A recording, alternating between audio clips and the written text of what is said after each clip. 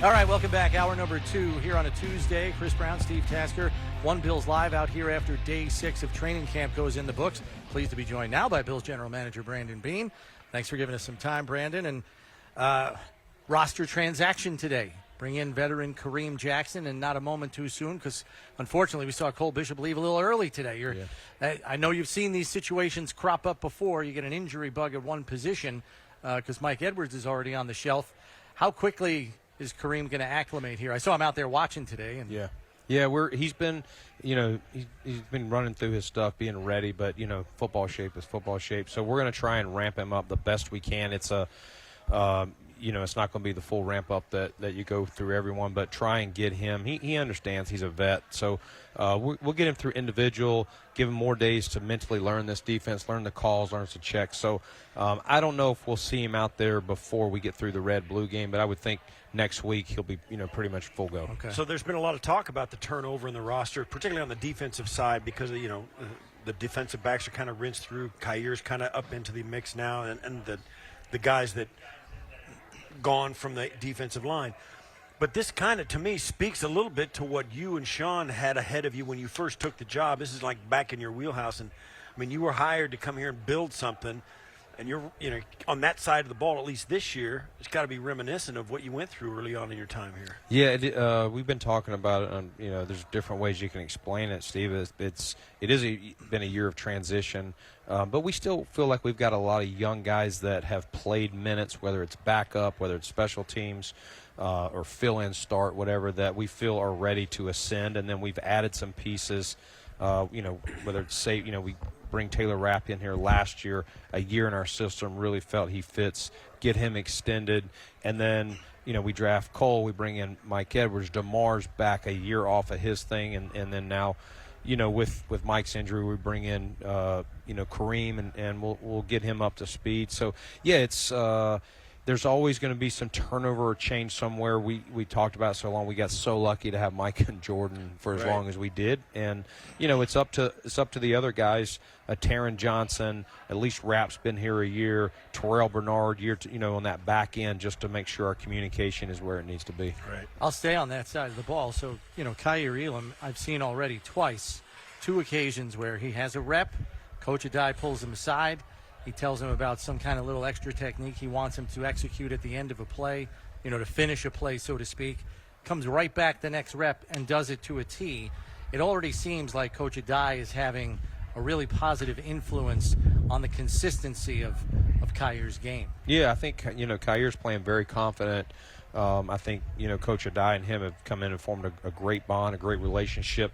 And neither one of them really knew each other, and so I think they just started from ground zero. And, hey, whatever's happened the last 2 years, good or bad, let's just start like you're a rookie or we just signed you as a free agent. Come in here and let's get on the same page. And I commend both of them for that. And I think it's shown. I think he's Kair's had great flashes here. It's just picking it all up and looking for consistency. You got to be consistent on defense. And so I think he's had a heck of a start to the camp and has made some splash plays, and he is a player that I think I think we're seeing more and more. He feeds off of confidence, and right now he's playing very confident. We had this conversation before, but Brownie and I have been pumping the tires for 2 years on Kingsley Jonathan, and now I'm pumping the tires on Javon Solomon. I think from what I've seen in practice, the only reason Javon didn't get drafted a little higher is because he's maybe 2 inches too short. But man, oh man, he's got it under the hood to me. He's got long arms, and he's really shown up well. You've got some young guys up front. And not only that, with Dorian Williams, you've got some athletes up there. It really looks like a fast, athletic front seven with the addition of the new guys. Yeah, I mean, I like who we got, and I think you're right. Kingsley's been one of those guys super active while learning the nuances of the rush techniques and what people are trying to do, and I think Javon is in that. Javon has had a lot of sacks production at Troy and had a big year this year, and I think you see there's some natural rush. Right. Some guys just have that feel. He's having to figure out now that we're in pads how guys are going to play him and if guys are going to short set him, if they're going to try and long arm him. But he has length that you mentioned as well, and he's still working his moves. That's where you want Vaughn to as good as he's been in his career and all that, and Vaughn's had a good camp that for those guys to watch and learn from a first ballot Hall of Famer. Yeah, and Vaughn flashed today on back-to-back plays, got sacks during the third down period. Everybody's like, well, is he going to be the old Vaughn again, the Vaughn we're used to seeing, not the Vaughn that was on the field last year? And we know what Vaughn said about that and everything. But the question I want to ask you, since you have the trained eye, is there that get-off burst that looks familiar Von Miller to you? Yeah, I mean, we just talked about it with confidence with Kaiir. I can see a guy who's confident in his body and that he's got that twitch back. And you're right, he had back-to-back plays today. He beat Spencer kind of an up and under move, and then they ran a little stunt, and he ran it so tight. Sometimes on those stunts, they get too wide, and the ball's out. He ran it tight right off the guard, and if it's not a sack, it's going to be a throwaway for sure. He definitely would have got Josh off the spot. And so it's been good to see that. You saw flashes at the end of the year. It's been very consistent to the start of camp. And I think the key will be keeping him fresh. Yesterday, day off. Mm-hmm. Today, he looks nice and fresh. Yeah. From the first day of training camp, it jumped out how good a camp Josh is having. Yeah. He's throwing it. Yeah. I mean, he sees it, fitting it into windows. This group of wideouts, for as new as they are, you don't see too many balls on the ground. Mm-hmm.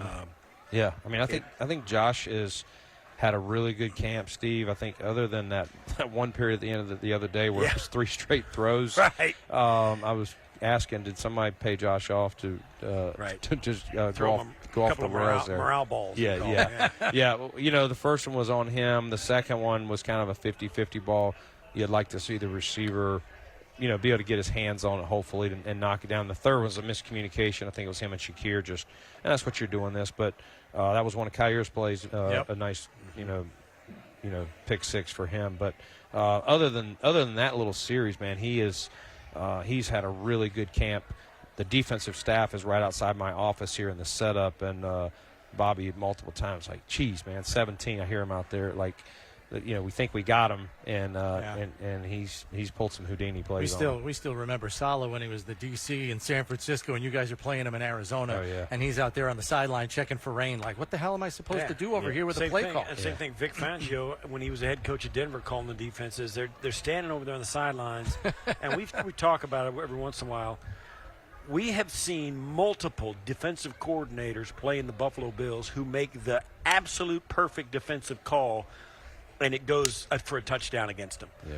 And you see the look on their faces, like, what else am I supposed to do? Yeah. There's, it's like, it's not fair. Josh just, puts the cape on or makes a throw or steps away from it. It really is amazing. And we've seen some of that in this training camp. And have you gotten any feedback from Josh or heard the conversation with the coach about how Josh feels about all the new guys? How have things changed for him mentally with the new faces he's throwing to? Yeah, I think it's one of those things where there's he is not worried about where it's going, whether it's tight ends, receivers, backs. I think you're seeing all of them get the ball, and I think that's good. Now, at times you're going to have to he's going to have to find this player or that player the ball, big moments, red zone, third down, whatever it is. But I think it's been a group where when he drops back, you truly don't know where the ball's going, and I think there's some power, in that. And it's a young, vibrant group. You don't hear anybody, hey, why am I running with the twos? Why am I with the threes? Why am I not with the ones? And I think the coaches have done a good job. Some days you've seen some younger guys up there running and some guys you see with the ones dropping back. They're just trying to give them all looks, see how they do, see how they feel, and ultimately – who does Josh feel most comfortable with it? Who is he going, man, I know this guy's going to be where I need him to be at the right time. And I know the fans have gotten excited already about Keon out here because his physical ability jumps out at you. Like you could have never seen a football game before in your life, and his physical talents are readily apparent. But I think what I'm probably guilty of underestimating a little bit with him is his football IQ, because he seems very early in the play to recognize the coverage, recognize what the DB is trying to do to him, and he'll get him turned. And as soon as he does, he knows exactly what he's doing to get the separation. I may have sold him. I don't know him, so it's not. I don't know what my expectation was going in, but he just seems to have a football IQ that is a lot higher than his age might indicate. Yeah. Do you agree with that? Or? Yeah, he's very instinctive, Chris. I think that's he's still young in the game, but his instincts you can feel. He's got a great feel of setting guys up, when to cut the route off. He's still learning things, and you'll see it's great when you see after a play. Sometimes it's even been completed where Josh is over there, hey, I was thinking this or that or whatever. But you can see just even their work in the short time, they've made some good connection early on, which is a very positive sign. Any you're not going barefoot these days, Mack Hollins, or no, or eating without utensils, right? With your fingers, How does he do cereal in the morning? That's my question. Well, it's funny when we brought him in for the free agent visit, right when we were signing him.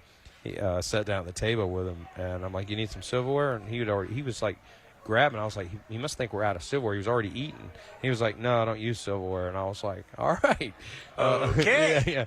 And we got into, I don't even know how we got into it. He had basically, I think it was chicken. He had some chicken and all these different fruits. And I was like, "You didn't like any of the vegetables?" And he goes, "I don't eat vegetables." And I was like, wow, how'd your mother let you get away with that? Mine sure wouldn't. Yeah. Some of those far out people they believe animals are food, plants are medicine. Yeah. And that's how they kind of work those two things. So you won't see veggies on their plate.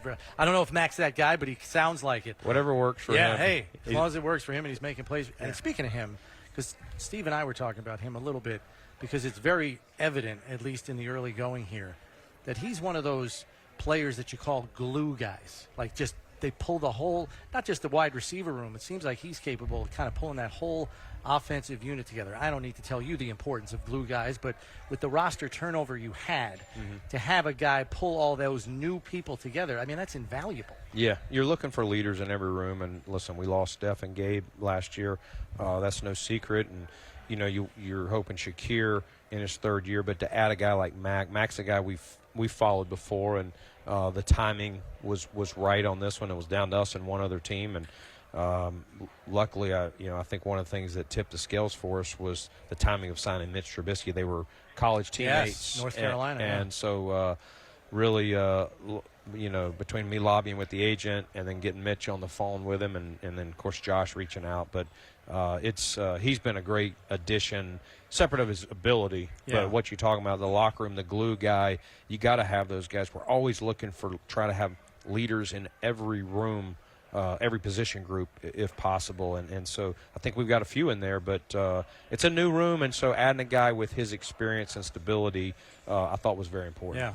Yeah, and with along with that, new guys, new groups, new coordinator, and Bobby Babich, third different coordinator in 3 years. Same thing on the offensive side. I got to ask you, before I got up here, I talked to Matt Smiley and a couple other guys. I had 5 extended conversations with different people about the kickoff rule.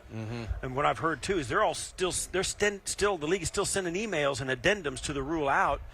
Everybody is either on pins and needles or excited about how this thing's going to turn out. What are your thoughts about how this is going to be implemented, what it's going to look like, and the ripple effects? Yeah, I mean, I'm hoping that all teams will. I was talking to one of the guys in the office. I thought they should mandate the first 3 quarters of every preseason game. You got to kick it. It's got to be in there. If it's not, you got to re-kick it or something. Late in the fourth, you just want to get out of the game. Maybe just without for reps, injury. you're saying? Just for reps and mandated enough to make sure we're doing it. But because I do think I don't think we've seen the final.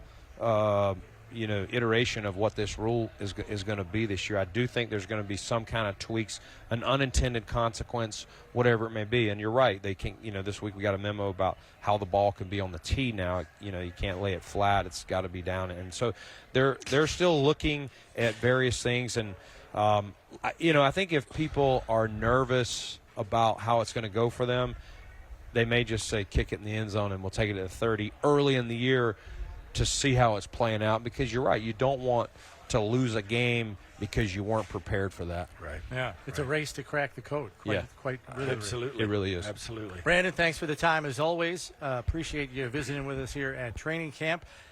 We always value the time. So thanks for shedding some light on the roster here thus far through week 1. Yes, sir. Appreciate you guys.